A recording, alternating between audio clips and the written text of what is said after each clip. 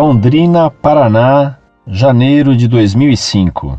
Caro professor Orlando Fedeli, minhas saudações. Fico realmente grato com um magnífico trabalho como este seu. Pude aprender muitas coisas que eu jamais tinha sabido antes, uma vez que a catequese não ensina o que precisamos saber sobre a Igreja Católica. Eu, como um católico, gostaria de saber as respostas de minhas dúvidas, e o senhor me parece a pessoa mais indicada para respondê-las. Primeira pergunta: é verdade que a Igreja Católica teria alterado os textos bíblicos a seu favor, conforme os testemunhas de Jeová tanto gostam de falar? Se sim, como a Igreja procede perante este fato? Segunda pergunta: apesar da Igreja renunciar ao Espiritismo, ela admite a existência de espíritos? Terceira pergunta: afinal de contas, resumidamente, quais foram as mudanças ocorridas no Vaticano II, do qual vejo tantas referências no site? Quarta pergunta: com o site de vocês, aprendi sobre a RCC coisas que eu não sabia, mas é fato que a RCC mudou a Igreja Católica. Antigamente, quando se ia a uma catedral, tínhamos aquela missa parada com músicas clássicas e tradicionais, na qual o povo não via a hora de acabar a missa e ir embora. Porém, após ela, as missas ficaram mais participativas, com músicas mais animadas, até mesmo em catedrais. Tenho consciência que isso muitas vezes acarreta o indiferentismo religioso. Mas se a Igreja condenar estas práticas, como bater palmas, músicas mais agitadas, não necessariamente o rock, o que considero um absurdo numa missa católica, muita gente, os adeptos do indiferentismo religioso, iriam abandonar a Igreja. Como a Igreja pode reverter este quadro? Você acha que o missal católico precisaria ser reformulado? Se sim, como você acha que deveria ser este novo missal?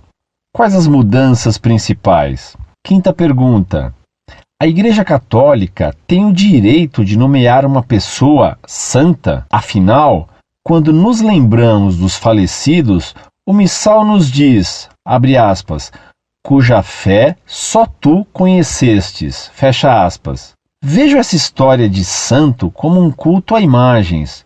As pessoas simplesmente fazem promessas, muitas vezes tolas, aos santos, nem vão à igreja e esperam que simplesmente vá surgir um milagre.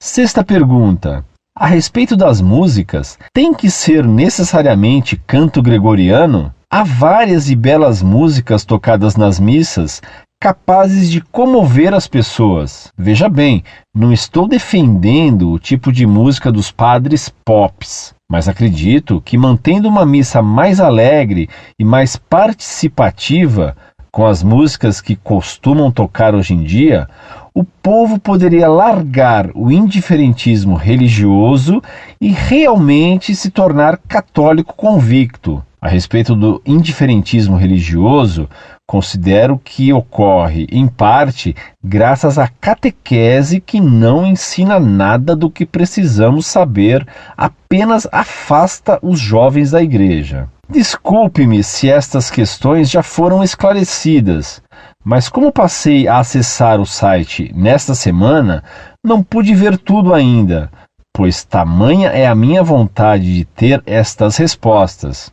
Por fim, você pode ter notado que mencionei bastante a catequese. Saí dela há 3 anos e ela sinceramente não resultou em nada. Se a função dela é aprimorar o conhecimento do católico, pode-se dizer que para mim não serviu em nada. Tudo o que sei sobre a igreja é porque eu realmente sempre me interessei por ela, desde criança.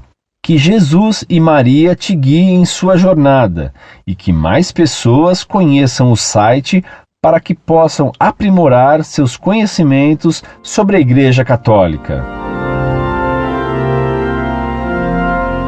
Muito prezado, salve Maria. Que Deus lhe pague suas palavras de gratidão pelo site Monfort. Suas palavras somente me levam a reconhecer minha responsabilidade e meu dever de ensinar através desse meio eletrônico. Creio que jamais tive uma audiência de dezenas de milhares de pessoas numa sala de aula. Infelizmente, você tem razão. Hoje, os católicos quase não têm a quem recorrer em suas dúvidas. E isso acontece pelo completo abandono da catequese, especialmente por aqueles que defendem o pastoral Vaticano II. A obediência à pastoralidade significou o fim do pastoreio. A Igreja jamais mudou nada da Sagrada Escritura. Quem sempre fez isso foram os hereges. Lutero, em sua tradução da Bíblia, acrescentou e retirou palavras. Os testemunhas de Jeová, então, têm uma Bíblia manuseada por retirar dela palavras que deixam clara a divindade de Cristo, que eles negam. Espírito é aquilo cuja substância não é material. Nossas almas e os anjos são espirituais, isto é, não materiais. O que a Igreja, junto com a Bíblia, condena é a invocação de almas ou de anjos. E isso está proibido por Deus no Deuteronômio, capítulo 18, versículos de 9 a 15. Quanto às mudanças decorrentes do Vaticano II,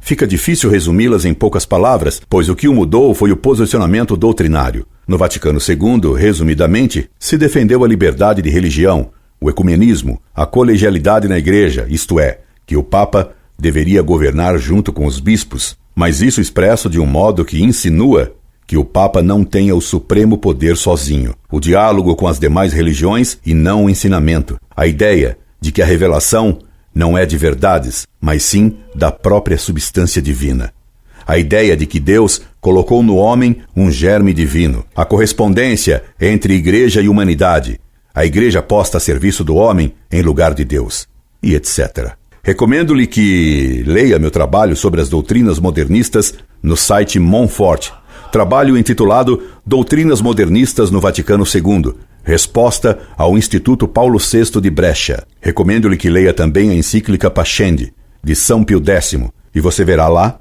o que mudou entre o que dizia São Pio X e o que disse o Vaticano II. O que você diz a respeito da missa demonstra que você ignora o que é missa. Como o Papa João Paulo II repetiu 9 vezes na encíclica Ecclesia de Eucaristia, missa é a renovação do único e mesmo sacrifício do Calvário. Na missa, Cristo morre misticamente, não cruelmente, por nós, oferecendo sua vida para pagar nossas culpas. A missa é para Deus e não para o povo. É dita para a salvação das almas, mas não é um show. As pessoas que vão à missa para se divertirem, nada entenderam da missa. E se vão lá para isso, então praticamente de nada adianta irem, porque não sabem o que fazem e o que se faz na missa. Essas pessoas, no fundo, não creem na missa. Seria necessário instruí-las, como bem lembrou o cardeal Ratzinger. O que eu acho sobre a missa não tem nenhuma importância. O que importa é o que o Papa diz sobre isso, e o Papa João Paulo II determinou que palmas, danças e aplausos devem ser eliminadas da missa, que é a renovação do sacrifício do Calvário. E é inconcebível que no Calvário, enquanto Cristo morre, se dance e se aplauda. A Igreja não nomeia ninguém santo. A Igreja reconhece que uma pessoa foi santa e modelar em sua vida e faz isso infalivelmente pela manifestação dos milagres que Deus permite que a pessoa santa realize depois da sua morte. Quanto ao culto das imagens, peço-lhe que leia no site Montfort o que escrevemos muitas vezes sobre isso, provando que o culto das imagens é legítimo. A música na Igreja não visa em primeiro lugar a comover o povo, visa a dar glória a Deus, e nada faz melhor isso que o canto gregoriano. É o que lembrou o Papa João Paulo II na encíclica Ecclesia de Eucaristia. As musiquinhas protestantosas que se tocam hoje na Igreja são ridículas e feias, muito feias, e musicalmente miseráveis, muito miseráveis, e ensinam erros, o que é o pior de tudo. Acredito perfeitamente que você tem toda a razão ao dizer do resultado de 3 anos de catequese que você cursou, com resultado praticamente zero. Procure ler os documentos da Igreja publicados no site Montfort e você aprenderá bastante. Incorde Jesus Semper, Orlando Fedeli.